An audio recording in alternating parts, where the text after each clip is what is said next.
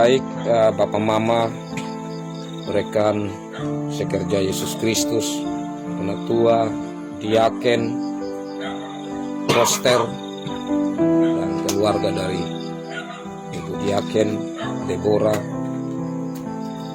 Kita mempersiapkan diri, kita masuk di dalam PA ini, dan memulainya kekasih-kekasih Tuhan, saya ajak kita menyanyi bersama dari Kidung Jemaat 14 ayat 1, 2, dan 3. Kidung Jemaat 14 ayat 1, 2, dan 3. Muliakan Tuhan Allah, dan kata-kata selanjutnya. Muliakan Tuhan Allah, muliakan Tuhan Allah, muliakan pimpinannya dalam kasih sayangnya. Kami datang kepadamu, kami datang kepadamu, bersyukur sebulat hati, karena kasih-Mu besar.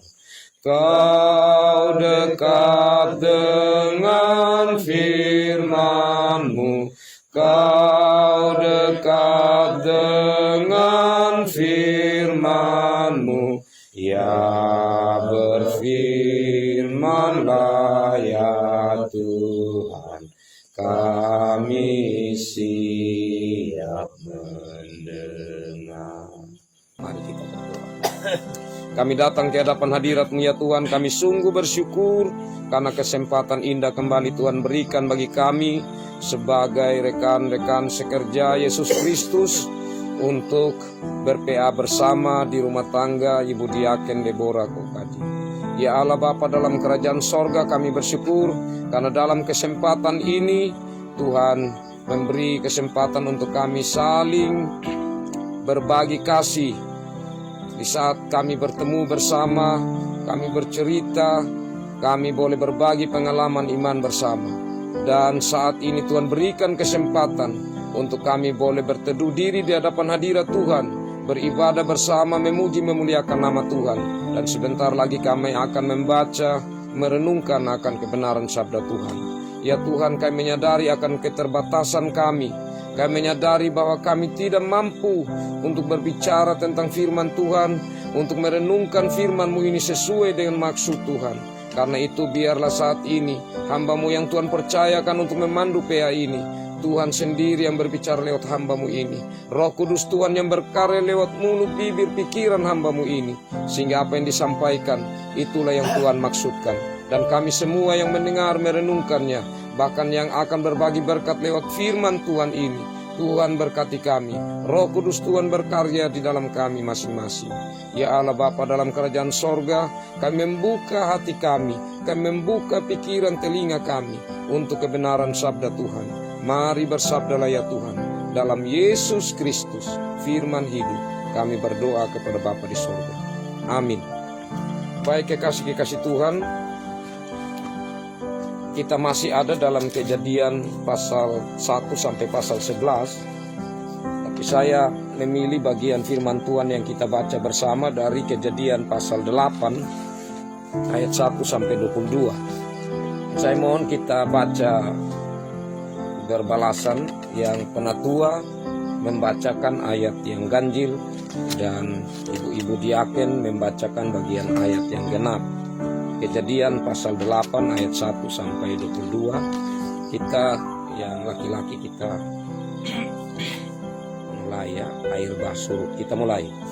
Maka Allah mengingat Nuh dan segala binatang liar dan segala ternak yang bersama-sama dengan dia dalam bahtera itu, dan Allah membuat angin mengembus melalui bumi sehingga air itu turun.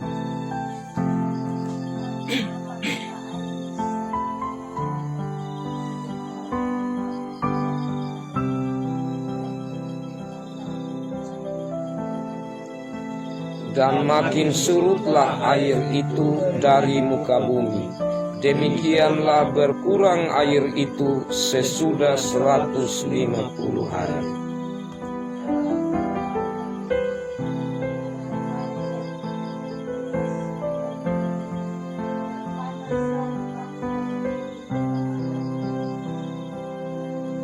Sampai bulan yang ke-10 makin berkuranglah air itu. Dalam bulan yang ke-10 pada tanggal 1 bulan itu tampaklah puncak-puncak gunung.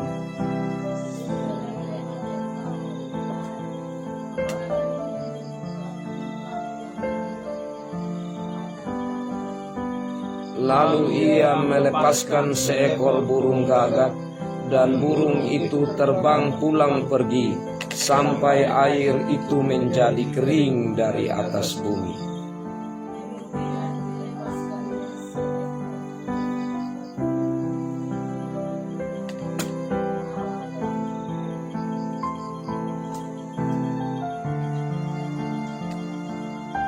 Tetapi burung merpati itu tidak mendapat tempat tumpuan kakinya, dan pulanglah ia kembali mendapatkan Nuh ke dalam bahtera itu, karena di seluruh bumi masih ada air. Lalu Nuh mengulurkan tangannya, ditangkapnya burung itu, dan dibawanya masuk ke dalam bahtera.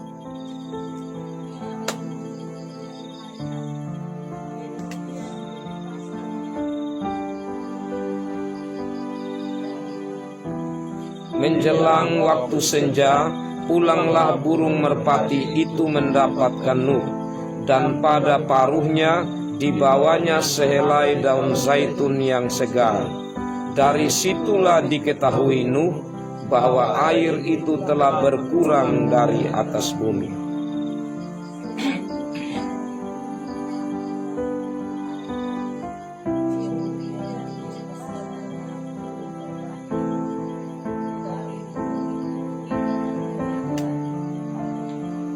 Dalam tahun ke-601 pada bulan pertama, pada tanggal 1 bulan itu, sudahlah kering air itu dari atas bumi. Kemudian Nuh membuka tutup bahtera itu dan melihat-lihat, ternyatalah muka bumi sudah mulai kering.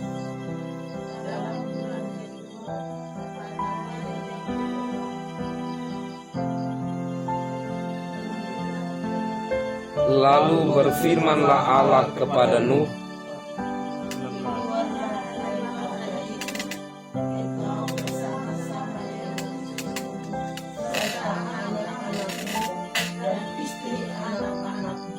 segala binatang yang bersama-sama dengan engkau, segala yang hidup, burung-burung, hewan dan segala binatang melata yang merayap di bumi, suruhlah keluar bersama-sama dengan engkau, supaya semuanya itu berkeriapan di bumi, serta berkembang biak dan bertambah banyak di bumi.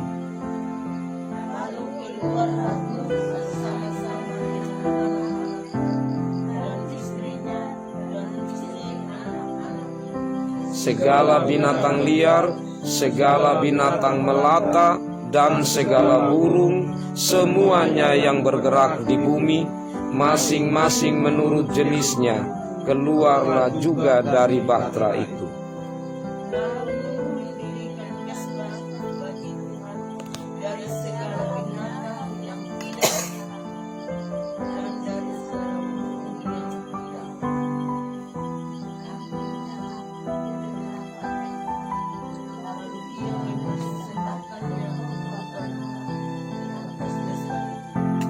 Ketika Tuhan mencium persembahan yang harum itu, berfirmanlah Tuhan dalam hatinya, "Aku takkan mengutuk bumi ini lagi karena manusia, sekalipun yang ditimbulkan hatinya adalah jahat dari sejak kecilnya. Dan aku takkan membinasakan lagi segala yang hidup seperti yang telah kulakukan."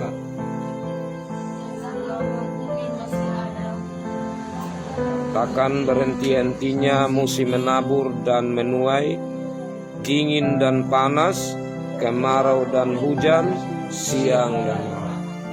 Demikian sabda Tuhan. Berbahagialah kita yang selalu rindu memelihara sabda Tuhan dalam hidup kita. Shalom. Oke, saya bagi dulu ini Bapak Mama. Ya, baik Bapak Mama, sambil kita buka Alkitab kita mulai dari Kejadian pasal 1 untuk kita bandingkan dengan yang ditulis di sini. Saya bacakan bagi kita ya.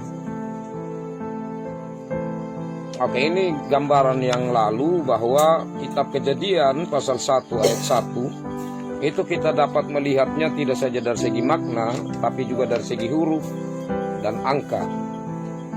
Kejadian 1 ayat 1 sebenarnya merupakan judul yang memulai segala sesuatu yang tertuang di dalam 5 kitab Musa, ya bahkan dapat dikatakan sebagai judul untuk semua Alkitab ini. Tapi secara khususnya untuk 5 kitab Musa atau yang sering dikatakan Pentateuch atau juga Taurat. Nah, selanjutnya Kejadian pasal 1 ayat 2 menggambarkan keadaan yang belum berfungsi ya. Jadi kalau kita perhatikan ayat 2 di situ, bumi belum berbentuk dan kosong, gelap gulita menutupi samudera raya, dan roh Allah melayang-layang di atas permukaan air. Jadi roh Allah melayang-layang di atas permukaan air menunjukkan bahwa Allah berkuasa atas segala sesuatu. Nah, jadi di ayat 2 ini mau menunjukkan sebenarnya bahwa keadaan waktu itu masih belum berbentuk, belum tertata, dan masih statis begitu. Artinya belum bergerak apa-apa di situ. Belum berfungsi ya. Kemudian Allah mulai memberi fungsi. Kejadian pasal 1 ayat 3 sampai 31. Allah membuat segala sesuatu menjadi berfungsi, dan di situ menunjukkan kalau kita perhatikan di penciptaannya, Kejadian pasal 1 ayat 3 sampai 31 itu sebenarnya mau menunjukkan bahwa siapa Allah yang adalah pencipta itu, bahwa Allah itu maha kuasa karena menjadikan dari yang tidak ada menjadi ada, yang tidak berfungsi menjadi berfungsi. Dan Allah itu juga sumber hikmat, ya, dikatakan sumber hikmat karena kalau melihat itu penciptaan ya, di ayat pasal 1 ayat 3 sampai 31, maka di situ betul-betul sangat terperinci. Allah menciptakan dan hikmatnya sungguh luar biasa. Contohnya saja, Allah mengatur begitu rupa jarak matahari dengan bumi itu menurut para ahli 1 senti saja dia bergeser itu matahari, bergeser dekat, maka bumi ini akan hangus. Dia 1 senti saja dia bergerak jauh dari bumi, maka bumi ini akan kedinginan sekali. Jadi Allah itu sudah menata dengan begitu rupa, dengan teratur, supaya semuanya tetap bergerak pada tempatnya. Tidak boleh bergeser, tidak boleh di luar dari apa yang sudah Allah rancang. Kemudian kalau kita perhatikan, coba kita perhatikan itu makhluk hidup saja. Oh, sampai yang kecil-kecil sekali yang bahkan harus dilihat dengan kacamata pembesar, Allah sampai bisa cipta itu. Itu kan luar biasa. Allah memperhatikan sampai yang mendetail seperti itu. Nah, itu sangat luar biasa. Nah, kemudian Allah juga menjamin kelangsungan alam ini, yaitu yang saya katakan tadi. Jadi tentang Allah menata sehingga kelangsungan manusia ini tetap hidup, seperti juga dengan adanya matahari, maka terjadilah musim. Jadi ada musim kemarau, ada 4 musim sebenarnya, tapi kita di Indonesia pada umumnya 2 musim saja. Musim hujan, musim kemarau. Ada pagi, ada malam, ada siang. Itu semua ditata dan begitu rupa oleh Tuhan. Nah, selanjutnya Kejadian 2 ayat 1, kalau kita perhatikannya, nah itu sebenarnya seperti ungkapan penutup sementara. Kenapa saya bilang sementara? Kita akan lihat sebentar kelanjutan. Jadi Kejadian pasal 2 ayat 1 dikatakan, demikianlah diselesaikan langit dan bumi dan segala isinya. Jadi dalam 6 hari penciptaan Tuhan itu ditutup dengan Kejadian 2 ayat 1. Demikianlah diselesaikan langit dan bumi dan segala isinya. Ya, tetapi dalam proses penciptaan, ya, itu tadi kan yang untuk 6 hari. Tapi dalam prosesnya itu belum berhenti. Karena kalau kita lihat di pasal 2 ayat 2 dan 3, ketika Allah pada hari ke-7 telah menyelesaikan pekerjaan yang dibuatnya itu, berhentilah ia pada hari ke-7 dari segala pekerjaan yang telah dibuatnya itu. Lalu Allah memberkati hari ke-7 itu dan menguduskannya, karena pada hari itulah ia berhenti dari segala pekerjaan penciptaan yang telah dibuatnya itu. Jadi masih ada 1 hari lagi. Dan hari itulah hari yang diberkati Tuhan.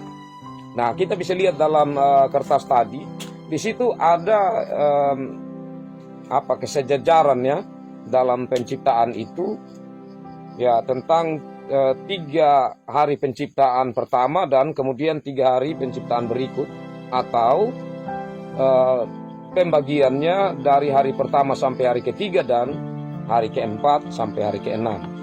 Hari pertama terang, Kejadian 1 ayat 3 sampai 5. Hari kedua cakrawala, Kejadian 1 ayat 6 sampai 8. Hari ke-3 darat, laut dan tunas muda, Kejadian 1 ayat 9 sampai 13. Nah, kita lihat juga ada di sebelahnya. Saya sudah terangkan pada kesempatan yang lalu bahwa itu ada paralel hubungannya. Kalau kita lihat hari pertama terang kan, itu dia punya wadah. Tapi kita lihat hari ke-4 di sebelahnya, itu dia punya isi, matahari, bulan dan bintang. Nah, hari kedua itu wadahnya, cakrawala. Hari ke-5 itu isinya, burung-burung di udara dan binatang air. Karena cakrawala memisahkan air yang di atas dan juga yang di bawah atau laut. Nah, hari ke-3 darat, laut dan tunas-tunas muda. Hari ke-6 binatang yang keluar dari bumi dan manusia. Jadi ini kesejajaran jadi sangat mudah sebenarnya kalau kita mau menghafal begitu. 6 hari ini mudah sekali. Karena yang pertama kita ingat wadah saja, 1 sampai 3. Sedangkan 4 sampai 6 itu kita ingat isinya. Nah, selanjutnya juga dalam Kejadian pasal 1 kita bisa melihat juga angka-angka di situ, seperti angka 3 itu angka ilahi atau angka sempurna. Jadi di pasal Kejadian 1 ayat 11 sampai 12 itu tunas muda, itu kita lihat pada kotak yang kedua, ya. Nah, jadi ada 3 jenis tumbuhan, tunas muda, tumbuhan yang berbiji, dan pohon buah-buahan yang berbiji.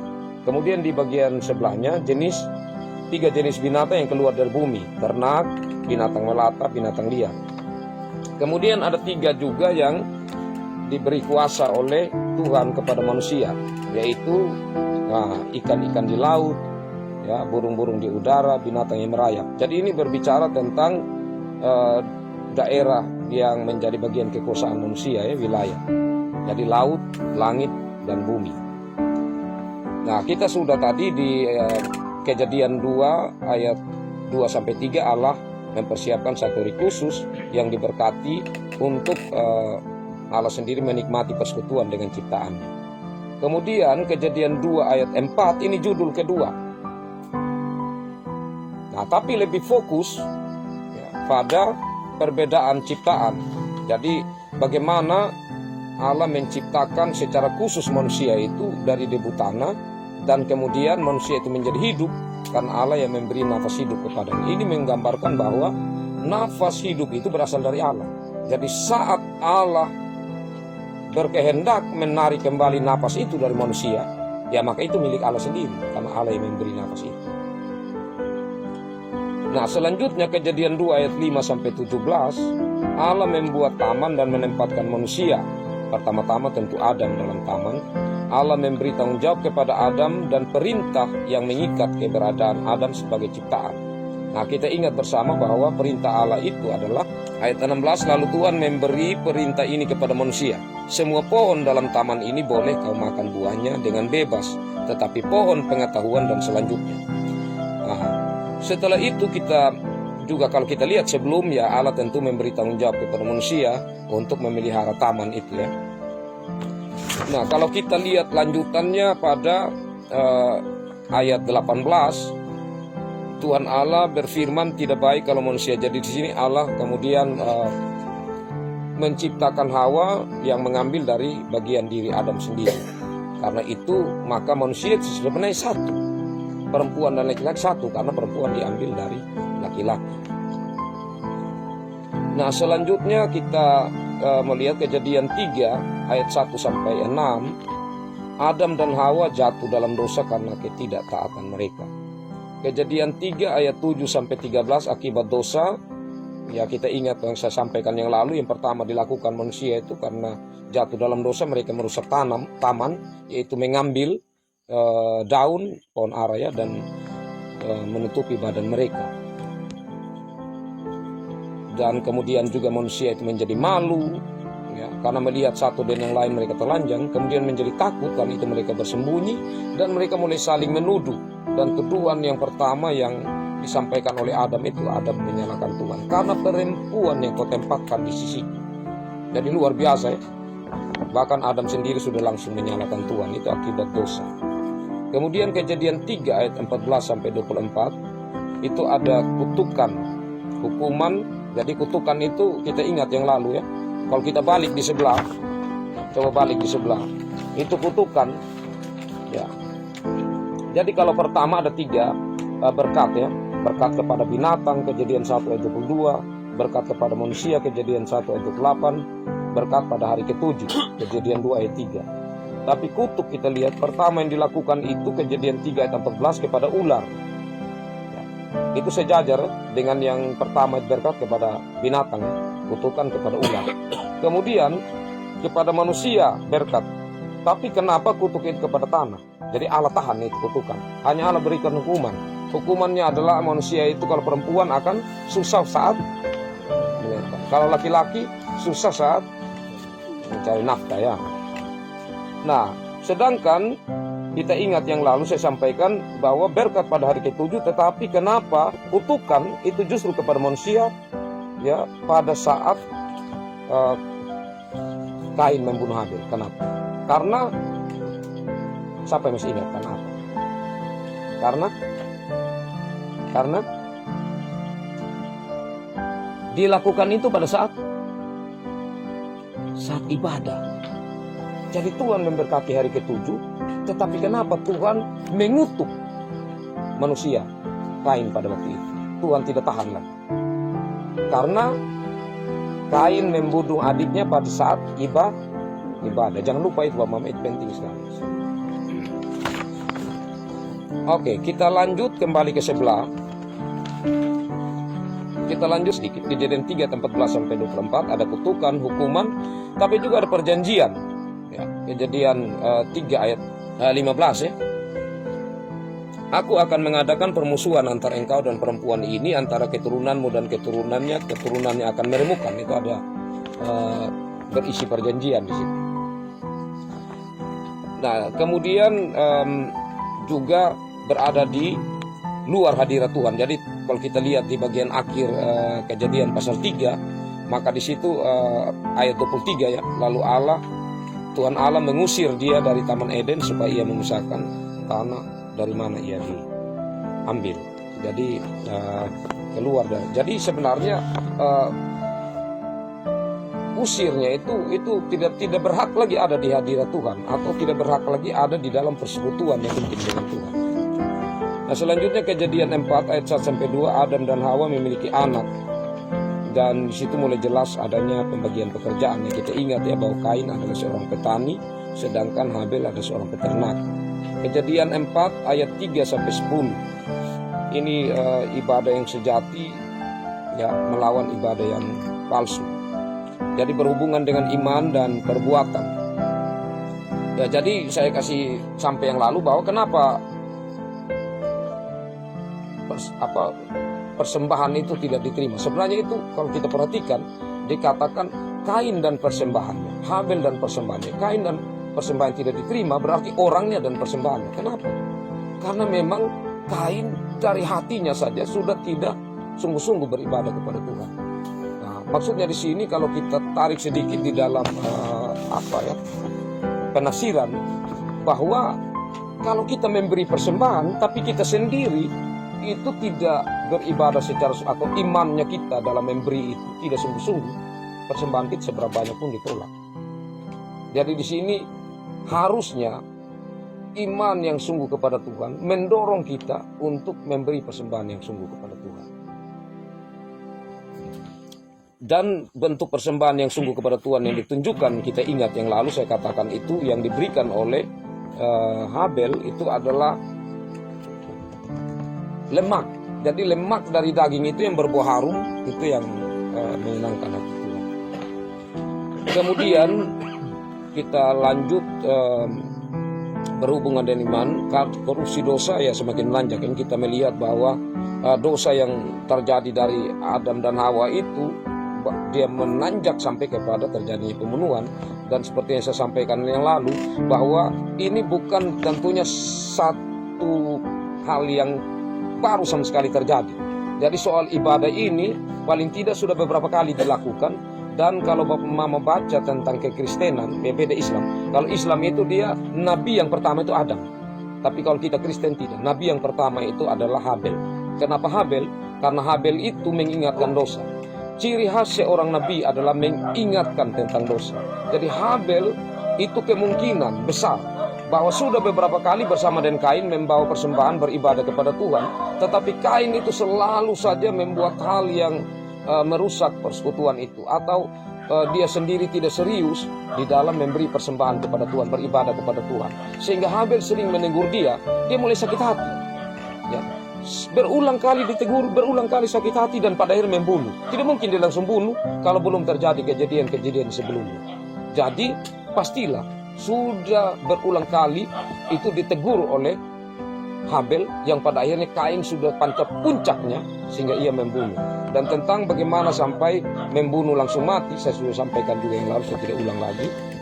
Dan kemudian kita lanjut 4 ayat 11 sampai 16, kutukan kepada Kain, dan Kain dihalau lebih jauh dari hadapan Tuhan ya. Dan itu kita lihat ke tanah Nod ya. Nod itu artinya pengembaraan, dan itu tempatnya di sebelah timur Eden. Kita balik di sebelah Kejadian 4 ayat 17 sampai 24. Daftar keturunan Kain. Ya, saya sampaikan yang lalu bahwa kalau berbicara tentang daftar keturunan itu tidak sembarang.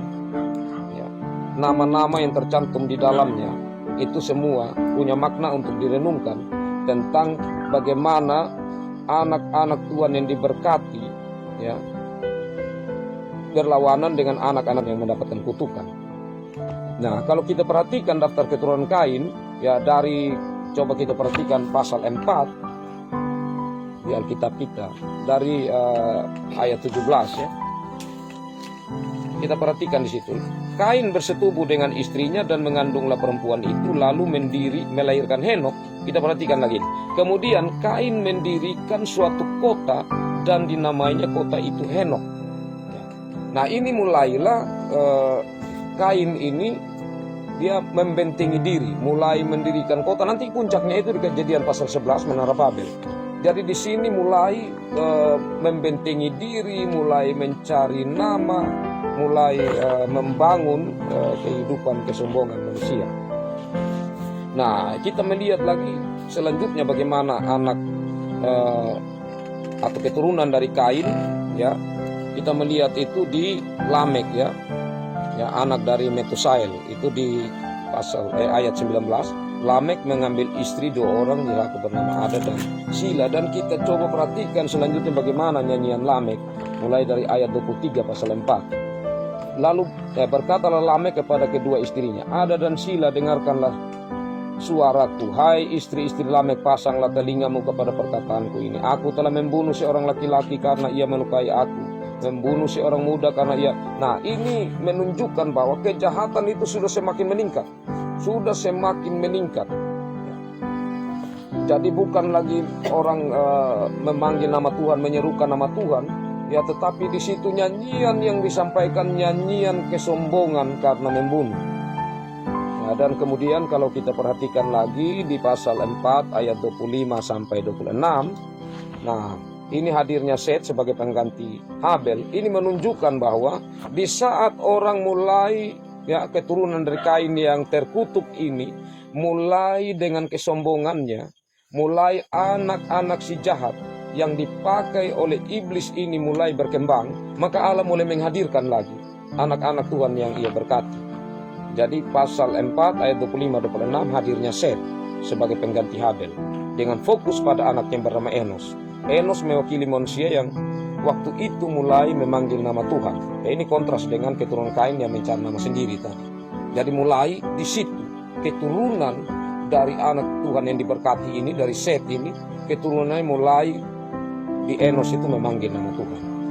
Nah, itu salah satu tema ibadah yang saya katakan yang lalu ya. Kemudian Kejadian 5 ayat 1-32. Ini daftar keturunan dari Adam dan Hawa, semakin memperjelas dan memperluas perbedaan antara keturunan yang terkutuk dan keturunan yang diberkati, yang menjalankan ibadah palsu dan yang menjalankan ibadah sejati. Yaitu selalu kita akan bertemu dalam perjalanan Alkitab. Kemudian Kejadian 6 ayat 1-8. Keadaan manusia yang semakin rusak akibat dosa. Allah berencana memperbaiki ya keadaan yang rusak ini dengan mendatangkan air bah. Nah, Kejadian 6 ayat 9-12 ini perbedaan yang bertolak belakang antara cara hidup Nuh dengan manusia sesamanya. Dan ayat Kejadian 6 ayat 12-22, Nuh membuktikan ketaatannya kepada Tuhan. Jadi kalau kita ingat di Kejadian pasal 1 tadi, pasal 3, yang manusia jatuh dalam dosa itu karena ketidaktaatan. Yang Allah tuntut dari manusia itu adalah ketaatannya. Dan di sini kita melihat bahwa Nuh sungguh membuktikan ketaatannya, sehingga pada akhirnya dia dan keluarganya itulah yang selamat dari peristiwa air bah. Kejadian 7 ayat 1-24, Allah seperti lebih sayang binatang daripada manusia. Perhatikan juga angka-angka yang ada dalam bagian ini. Jadi kalau kita perhatikan sebelum Kejadian 8 bacaan kita tadi, di situ Allah kan menyuruh Nuh ya membuat bahtera, dan kemudian ada pasangan-pasangan hewan yang nanti harus masuk ke bahtera. Nah, kalau kita perhatikan berapa orang sebenarnya yang keluarga Nuh yang diselamatkan, itu hanya 8 orang. 8 orang saja. Tetapi hewan-hewan itu berapa banyak? Ini seperti sesuatu pukulan bagi manusia. Karena apa? Hewan kok bisa lebih banyak dari manusia yang diselamatkan? Kenapa begitu? Ya karena manusia itu sudah rusak sekali keadaan mereka. Sedangkan mereka dicipta itu lebih mulia dari hewan. Nah, disinilah sebenarnya kalau kita renungkan ya, bahwa kita manusia diciptakan sangat berbeda dari binatang. Kenapa manusia itu diberikan akal, diberikan gambaran dan rupa Allah, sifat-sifat Allah, hakikat Allah itu diberikan juga kepada manusia. Karena manusia itu memiliki nilai yang lebih tinggi dari ciptaannya yang lain. Kalau begitu, maka seandainya manusia tidak taat kepada Allah, manusia sudah mulai keluar dari sifat-sifat Allah, itu tidak salah dengan binatang. Mau dikatakan seperti itu. Ya cukup keras sebenarnya. Tetapi kalau kita renungkan memang kenyataan seperti itu. Kenapa? Karena manusia itu hanya 8 orang saja keluarga Nuh yang diselamatkan. Tetapi hewan begitu banyak kok juga diselamatkan. Manusia yang begitu banyak harus habis. Nah, selanjutnya kekasih-kekasih Tuhan di Kejadian 6 Kejadian 7 sudah ayat 8 ayat 1-22, Nuh memulai hidup baru dengan beribadah kepada Tuhan. Kata mesbah secara nyata mulai muncul di sini. Jadi kalau kita perhatikan tema tentang mesbah ini, itu sebenarnya gambarannya secara tidak nyata itu sudah muncul sejak Kain dan Habel ini mempersembahkan korban. Karena pasti mereka itu mendirikan mesbah, hanya tidak muncul di situ kata mesbah. Ya, jadi ibadah kepada Allah ya, itu dampingannya pasti mesbah. Dan itu kita akan lihat terus dalam Alkitab Perjanjian Lama, pasti itu ada. Nah, kekasih Tuhan, secara nyata kata mesbah ini mulai muncul itu saat Nuh turun dari bahtera. Apa yang dilakukan pertama? Yang dilakukan pertama adalah beribadah kepada Tuhan. Dan di situ ada mesbah. Kemudian Kejadian pasal 9 ayat 1-17, Allah membangun perjanjian dengan manusia. Allah kembali menyampaikan pemberian kekuasaan kepada manusia. Jadi daging sudah mulai bisa dimakan. Nah, di sini baru kita temukan. Kalau yang lalu kita lihat dalam Kejadian saat Allah menciptakan manusia, kemudian Allah memberkati manusia, Allah menyatakan makanan yang manusia makan itu tumbuh-tumbuhan ya, vegetarian. Jadi manusia itu makan tumbuhan. Ada tumbuhan yang tunas muda, ada tumbuhan yang berbiji dan yang buahnya berbiji. Nah, sedangkan di sini ya itu sudah mulai manusia itu diberi kesempatan untuk makan daging binatang, tetapi darahnya tidak boleh. Kenapa darahnya tidak boleh? Karena darah itu yang buat manusia itu, binatang itu hidup. Ini juga kita lihat di Kejadian 9 ayat 1 sampai 17 itu tentang darah manusia. Jadi Allah akan menuntut manusia siapa yang akan membunuh sesamanya. Kejadian 9 ayat 18 sampai 29, Nuh pilih pekerjaan sebagai petani. Kejatuhan Nuh dengan paralelnya pada kejatuhan Adam dan Hawa, tindakan Sem, Ham, dan Yafet, kutukan ya. Jadi kalau kita melihat, ini saya sudah sampai di bagian akhir ya, dari khusus di tentang kisah Nuh ini, nanti selanjutnya tentang keturunan. Nah, tentang ini kalau kita melihat ada paralel yang sangat indah. Jadi kalau mau membaca seluruh kitab sebenarnya, itu kita bisa membaca juga bagian-bagian yang kalau kita urutkan, ya para penulis itu selalu secara sistematis dan terhubung satu dengan yang lain. Dan kalau kita baca tentang Taurat, ya, tentang 5 kitab Musa, itu memang pintar sekali, atau orang bilang brilian dia punya cara buat ini susunan. Dan itu memang hanya Tuhan yang karyakan sehingga bisa terjadi seperti itu. Kalau kita mau lihat ya, kekasih Tuhan, tentang Adam ya. Nah, Adam itu jatuh ke dalam dosa karena apa? Karena makan buah. Nuh itu dia sampai akhirnya telanjang karena buah itu. Ya, itu paralel. Nah, waktu penciptaan, saya balik kembali dulu ke belakang sebelumnya. Waktu penciptaan, ya kan Bapak, itu air menutupi Samudra Raya. Kemudian nanti kalau kita baca baik-baik, itu pada saat Allah memisahkan air dan air baru muncul daratan.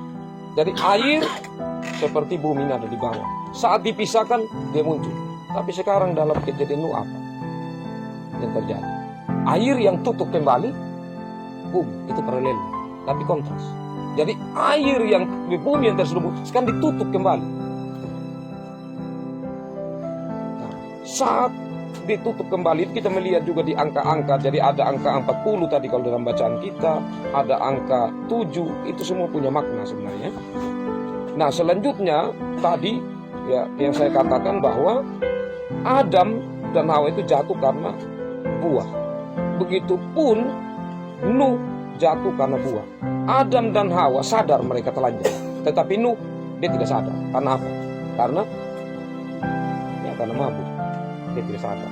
Kemudian kalau kita lihat lagi, waktu Adam dan Hawa sadar mereka telanjang dan mereka pakai pakaian, tapi Allah membuat mereka pakaian dan kemudian memakaikan mereka pakaian. Tetapi di sini kalau kita perhatikan di Nuh, bahwa Nuh itu telanjang, terus siapa yang tutupi?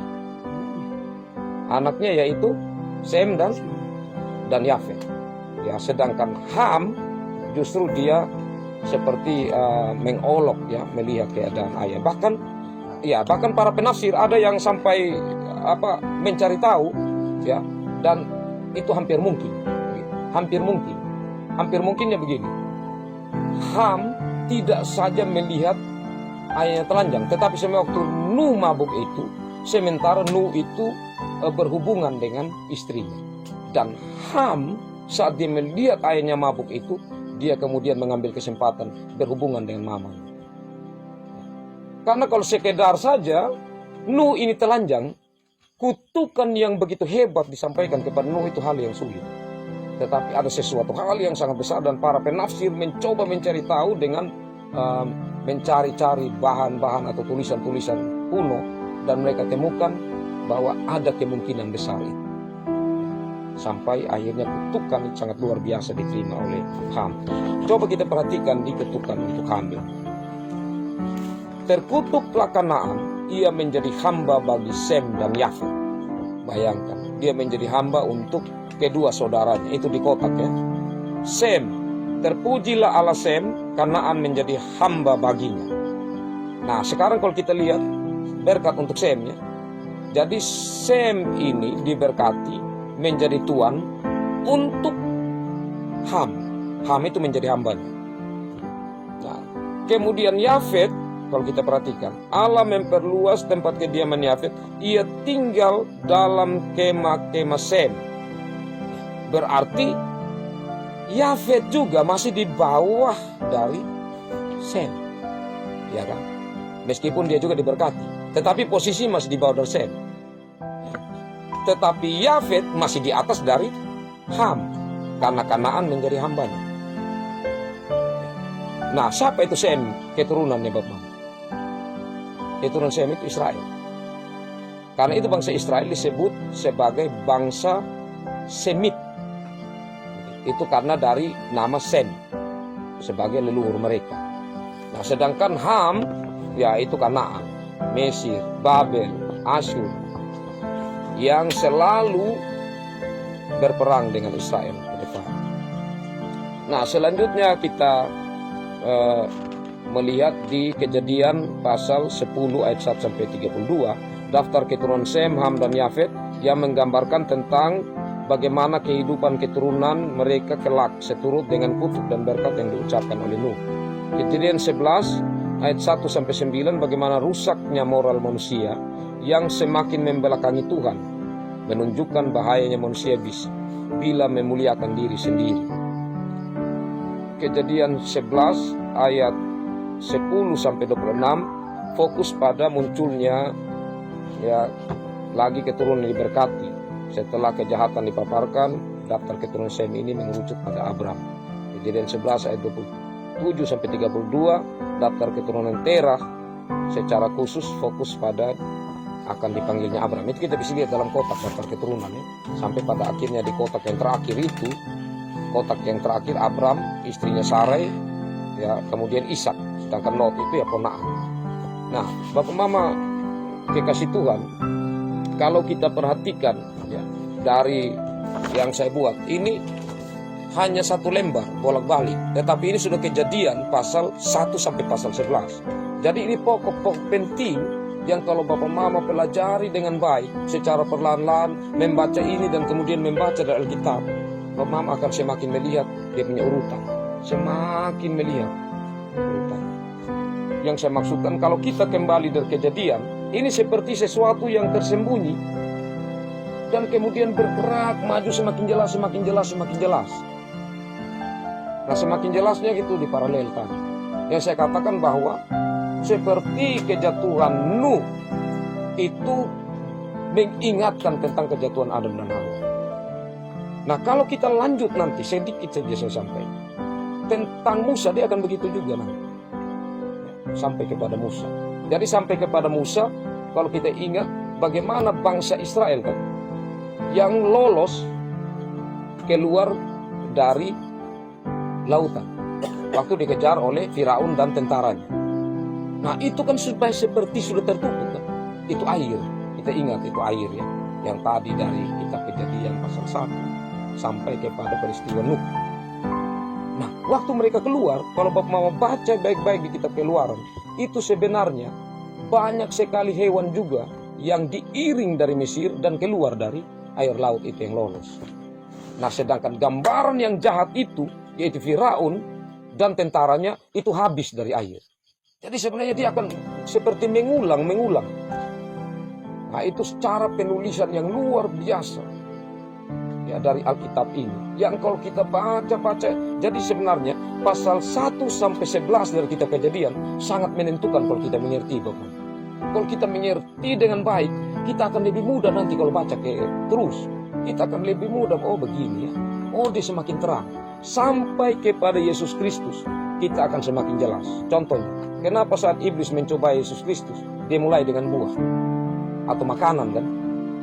Kalau engkau anak Allah, jadikan batu ini menjadi roti. Itu semua. Kalau kita ingat khotbah yang lalu saya sampaikan, kenapa waktu Tuhan Yesus suruh para murid untuk pergi melayani, kamu jangan bawa roti. Jadi itu semua dia akan punya. Terus kenapa Yesus saat mengatakan waktu perjamuan terakhir dari murid-murid, Tuhan Yesus bilang, inilah tubuhku, inilah darahku, ini perjanjian baru. Jadi apa Yesus menggenapi.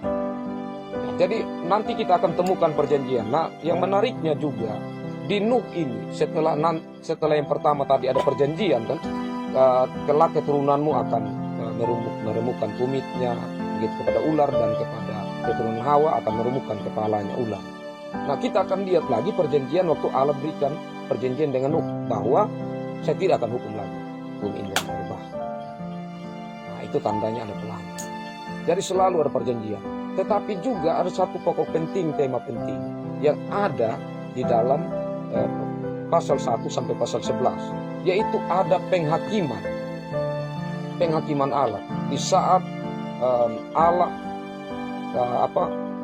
mengeluarkan dari hadiratnya, yaitu Adam dan Hawa diusir.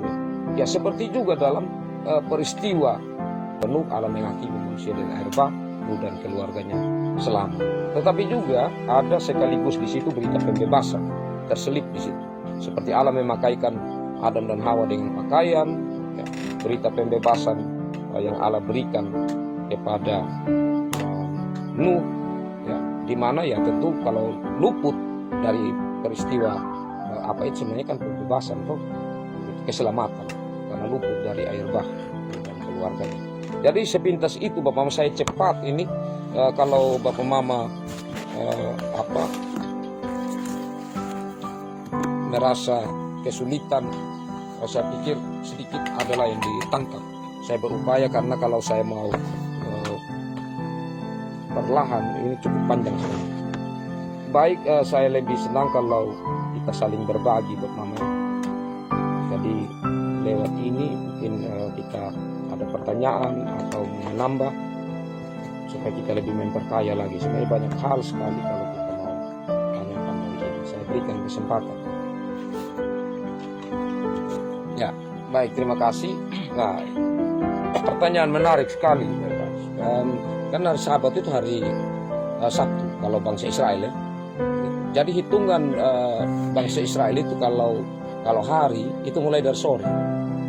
Jadi sore sampai sore itu satu hari. Kalau kita pagi sampai jam 12 malam tuh itu satu hari. Kalau mereka dari sore ke sore. Jadi matahari mau terbenam sampai matahari terbenam lagi itu satu hari. Ya. Jadi yang kedua tentang Sabat ya, hari Sabtu itu kenapa kita sekarang pakai hari Minggu? Ya, jadi sebenarnya Allah mau menggenapi karena Yesus mengatakan bahwa ya Ia adalah Tuhan atas hari Sabat. Ya. Jadi hari Sabat itu sebenarnya adalah perjanjian Allah yang diberikan Allah kepada Musa. Jadi Sabat itu adalah tanda yang Allah berikan, tanda perjanjian kepada Musa. Jadi sebenarnya tanda perjanjian yang Allah berikan kepada Musa pertama-tama bukan sunat, tetapi sebenarnya Sabat. Ya, tentang Sabat. Nah, Yesus Kristus menggenapi itu. Karena Yesus Kristus sendiri Tuhan atas hari Sabat dan Ia bangkit pada hari Minggu. Jadi kita berpedoman pada kebangkitan Yesus pada hari Minggu. Yesus yang sudah menggenapi tentang Sabat itu dan Dia adalah Tuhan di atas hari Sabat, sehingga kita merayakan hari kebangkitan. Jadi kita menggunakan Sabat itu hari Minggu. Jadi saya pikir itu dari saya. Ada lagi dari Bapak? Baik, di sini dari kehidupan Adam dan Hawa. Ya. Jadi mereka juga sudah jatuh dalam dosa, tetapi kehidupan mereka sudah dari keturunannya sudah banyak melakukan dosa. Artinya hidup sudah tidak bagaimana hidup terhadap Tuhan, sudah banyak hal yang mereka lakukan sehingga Allah mau merestorasi dunia. Keadaan dia hukum dan air bah. Berarti Adam dan Hawa beserta keturunannya mati di air bah. Kalau menurut saya mungkin mereka dengan hukuman air bah itu Adam beserta keturunannya mati, sehingga Nuh saja yang bersama keluarganya selamat. Mungkin terjadi seperti itu kembali. Ya, baik, terima kasih. Coba kita perhatikan di Kejadian pasal 6 ya. Mari kita lihat Kejadian pasal 6. Saya baca ya. Ketika manusia itu mulai bertambah banyak jumlahnya di muka bumi, dan bagi mereka lahir anak-anak perempuan, maka anak-anak Allah melihat bahwa anak-anak perempuan manusia itu cantik-cantik, lalu mereka mengambil istri dari antara perempuan-perempuan itu siapa saja yang disukai mereka. Nah, jadi begini. Saat Adam dan Hawa sudah jatuh dalam dosa, itu sama sekali kemuliaan Allah tidak hilang, tetapi rusak. Beda ya antara hilang dan rusak. Jadi kebaikannya masih ada dalam diri mereka. Dan kerinduan untuk tetap ada di hadirat Allah itu ada. Sehingga mereka terus beribadah kepada Allah, dan kemudian mereka mengajarkan kepada anak-anak mereka, Kain dan Habel, bagaimana cara beribadah kepada Allah. Hanya Kain, dia kemudian membuka diri begitu ya. Jadi iblis menguasai dia ya. Tetapi Habel tetap mengikuti jalan Tuhan. Hanyalah sekarang Kain sudah bunuh Habel. Nah, lahirlah Set. Nah, Set dan keturunannya ini kita lihat tadi itu baik. Ada Enos, kemudian nanti lagi ada Lamek, dan seterusnya lain keturunan Kain juga ada nama itu. Nah,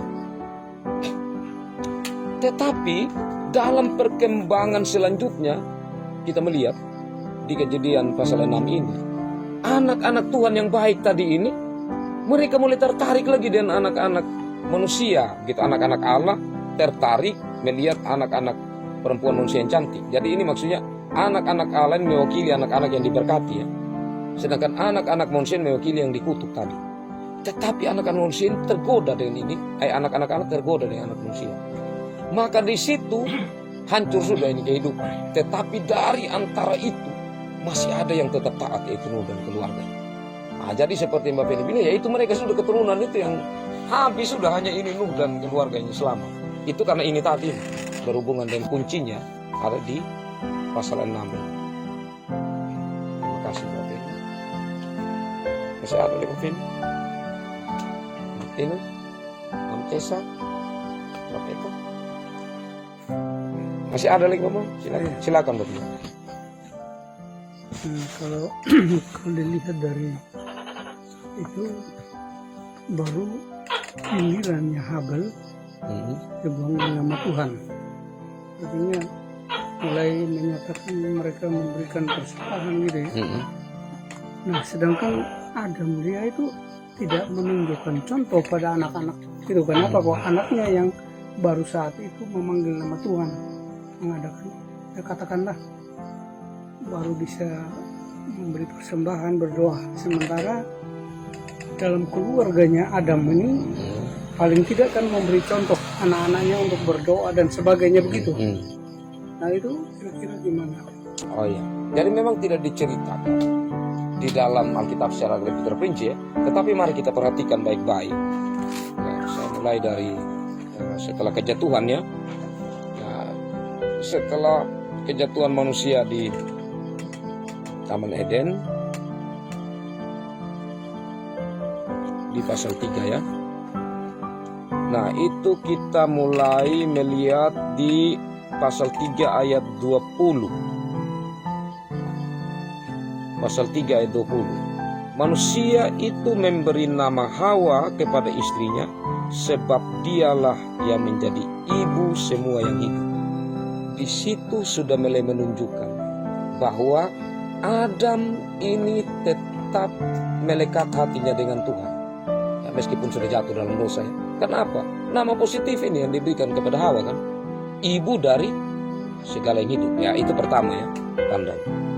Selanjutnya kalau kita lihat di pasal 4 ayat 1, itu saya sudah terangkan yang lalu ya, 4 ayat 1. Bagian akhir, aku telah mendapat seorang anak laki-laki dengan pertolongan Tuhan. Memang tentang kalimat ini masih banyak perdebatkan ya. Nah, tapi saya tetap cenderung untuk tetap ikut apa yang diterjemahkan oleh Lai ini. Kalau melihat dari aslinya, kata pertolongan Tuhan ini tidak terlalu jelas. Tapi kita ikuti Lai bahwa di sini aku telah mendapat seorang anak laki-laki dan pertolongan Tuhan. Kalau tadi Adam dia punya hati melekat kepada Tuhan dalam pemberian nama, sekarang Hawa menunjukkan bahwa hati juga masih melekat kepada Tuhan. Nah, ini menunjukkan bahwa mereka punya kerinduan tetap beribadah kepada Tuhan, dan sangat mungkin mereka mengajarkan kepada anak-anaknya untuk tetap beribadah kepada Tuhan. Bagaimana mempersembahkan apa yang mereka miliki kepada Tuhan. Karena tidak mungkinlah mereka tahu Kain dan Habel untuk beribadah kepada Tuhan kalau orang tuanya mereka tidak kasih tahu, apalagi hal yang pertama kali. Ya, jadi ini tidak diceritakan secara terperinci dan tuntas, tetapi kita bisa paling tidak tersirat di situ bahwa mereka melanjutkan sebenarnya hal-hal yang mereka telah bangun awalnya dengan Tuhan sebelum jatuh dalam dosa, tetapi karena kemuliaan itu tidak hilang tetapi rusak, dan masih ada kasih dalam diri mereka yang mendorong mereka untuk terus beribadah kepada Tuhan yang mereka lanjutkan kepada anak-anak. Jadi seperti itu Bapak. Iya, saya masih. Ya, silakan. Kemungkinan besar yang mungkin dilihat dari tadi pemilihnya Habel ini. Sebelumnya Adam itu mungkin belum menunjukkan kekuatannya sebagai orang pertama untuk menaklukkan bumi. Tapi anak-anaknya sudah baru menaklukkan bumi, dan hasil itulah yang mereka berpersembahkan dan berpertama itu membangun nama Tuhan lewat sembahan. Mungkin itu yang saya Iya. begitu. Tapi tidak, karena begini. Karena kalau mau dilihat sebenarnya hubungan yang lebih intim itu adalah Adam dan Hawa, yang dengar langsung suara Tuhan, yang terikat sekali dengan Tuhan sebenarnya. Hanya karena salah tidak taat, akhirnya mereka dihalau dari Tuhan. Jadi kalau kita perhatikan hari ke-7, itu Tuhan persiapkan memang untuk manusia ini beribadah kepada Tuhan. Dan tema ibadah ini adalah tema yang kita akan temukan sampai selesai di kitab Tuhan. Bagaimana manusia taat dan beribadah kepada Tuhan. Jadi sebenarnya konsep ibadah itu sudah ada dalam diri Adam dan Hawa. Ada lagi Bapak Mama yang terlewatkan? Saya lagi Bang. Silakan Bapak Fina. Itu tadi godal ini kan dari ular, jadi Iya. dari mukon tumitmu itu Ya. jadi pantasan kalau kita ular gigit sama kita, itu ular kita pasti apa di punya kepala. Jadi kalau kita yang kadang digigit ular gitu kan, dia meremukkan tumitmu dan meremukkan kepalanya. Jadi mungkin karena firman itu, jadi kadang kalau ular ini gigit sama kita, dia punya kepala itu kita hantam gitu. Dia seperti itu. Menurut saya mungkin seperti itu Bang. Oke.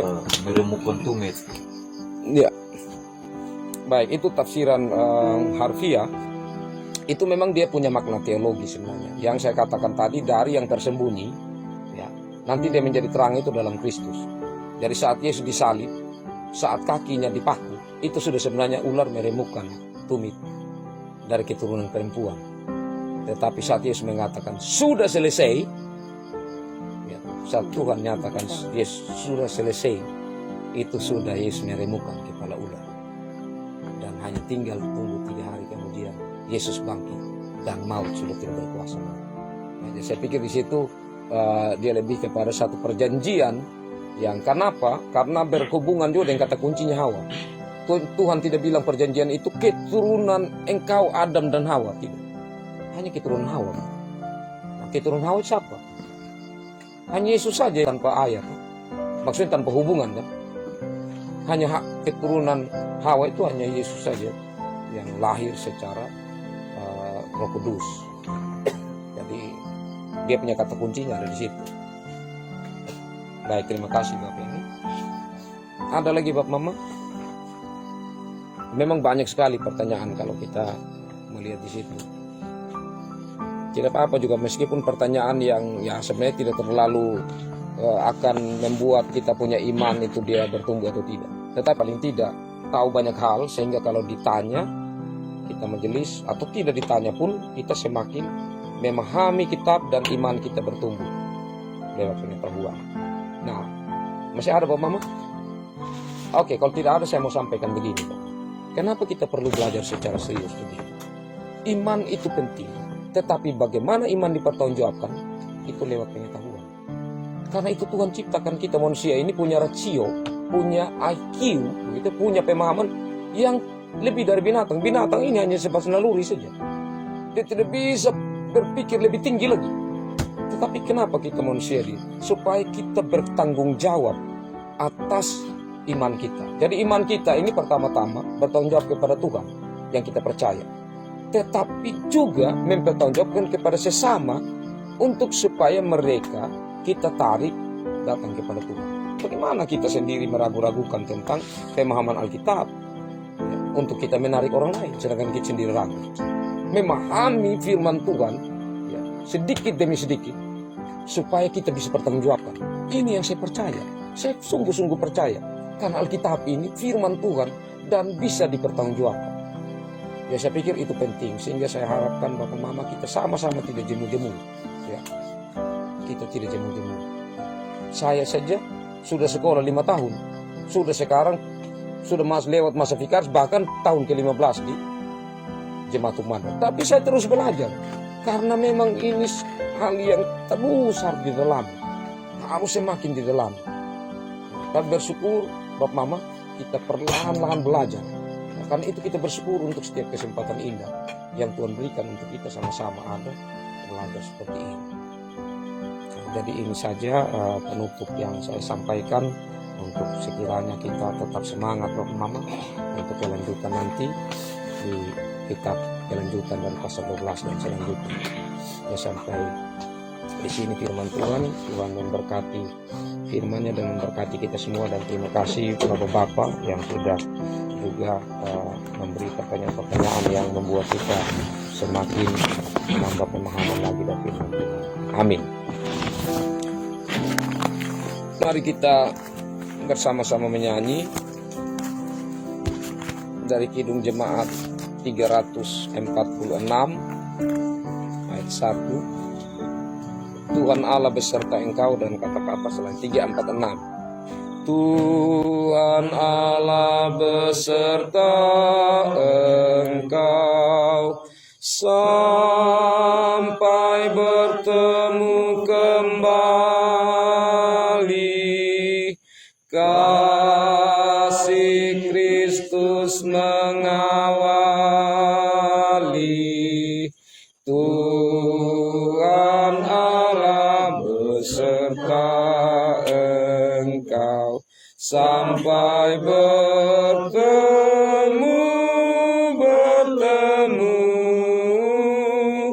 sampai lagi kita bertemu, sampai bertemu,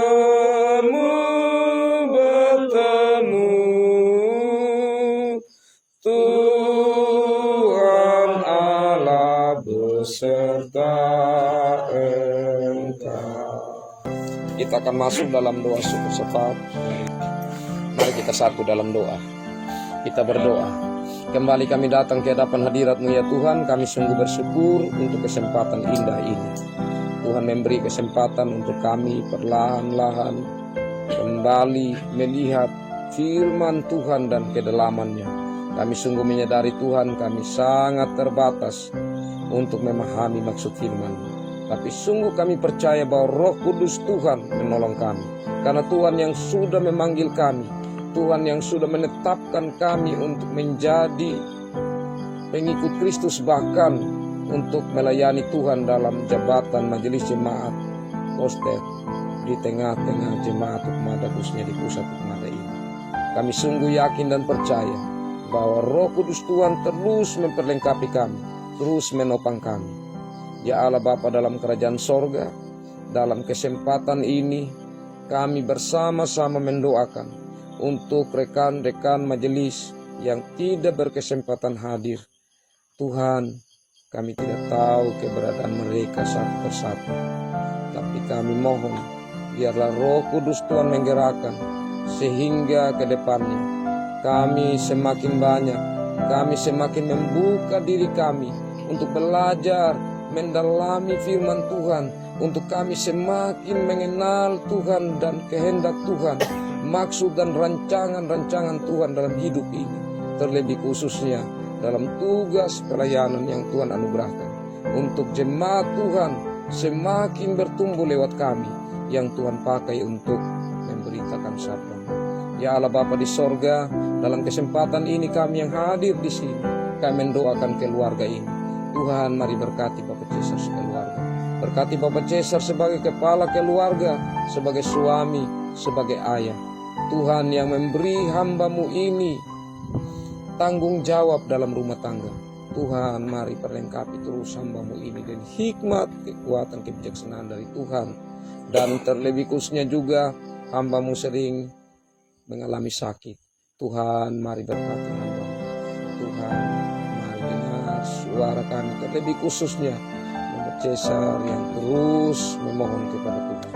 Ya Allah Bapa dalam kerajaan sorga, berkati Bapak Cesar sebagai ibu rumah tangga. Berkati hamba-Mu di dalam menjalankan tanggung jawabnya dalam rumah tangga. Berkati hamba-Mu dalam tanggung jawab sebagai pelayan Tuhan di jemaat ini. Biarlah hikmat, kekuatan, kebijaksanaan dari Tuhan memperlengkapi terus hamba-Mu. Dan kami doakan untuk Cesar, Tuhan berkati dia, berkati masa mudanya, berkati masa depannya. Dan kami doakan juga untuk Bersi yang berada di Bali. Tuhan berkati hamba-Mu dalam ia bekerja di sana. Biarlah Roh Kudus Tuhan terus menuntunnya dan iman percayanya tetap teguh dan kuat di dalam Tuhan. Ya Allah Bapa dalam kerajaan sorga, segala pekerjaan anak-anak Tuhan dalam rumah tangga ini, Tuhan melihat keberadaan mereka, memberkati setiap usaha pekerjaan yang mereka lakukan. Ya Allah Bapa di sorga, kami semua yang hadir di sini, Tuhan mengenal kami. Tuhan melihat keberadaan kami masing-masing. Kami bawa semua keberadaan kami kepada Tuhan. Berbagai rasa syukur kami dan pergumulan-pergumulan kami bawa ke hadapan hadirat Tuhan. Dan dalam kesempatan ini, kami juga mendoakan untuk rekan kami Bapak Penatua Eskadongu yang sungguh bersuka cita untuk kehadiran seorang anak perempuan, menambah sukacita untuk keluarganya. Tuhan memberkati mereka. Ya Allah Bapa dalam kerajaan sorga, dalam kesempatan ini kami juga mendoakan untuk para pengerja majelis jemaat, komisi, koster pengasuh yang ada di jemaat Tukmadain pusat dan cabang-cabang. Mari Tuhan memberkati semua. Ya Allah Bapa dalam kerajaan sorga, kehidupan kami serahkan ke dalam tangan pengasihan Tuhan, terlebih khususnya program-program pelayanan dan juga pekerjaan kami sebagai petani. Mari Tuhan memberkati bahkan semua warga jemaat Tuhan dalam usaha mereka, khususnya sebagai petani. Ya Allah Bapa di sorga, saat ini ada persembahan kami bawa ke hadapan hadirat-Mu ya Tuhan. Mari Tuhan berkati persembahan disiapkan keluarga di sini yang kami membawa. Biarlah menjadi berkat untuk pekerjaan pelayanan Tuhan, demi hormat dan kemuliaan nama Tuhan. Terima kasih Tuhan. Ini doa kami Bapa. Mari ampuni segala pelanggaran kami. Dalam Yesus Kristus kami berdoa. Amin. Demikian doa kita ini. Shalom. Saya kembali ke sekretaris.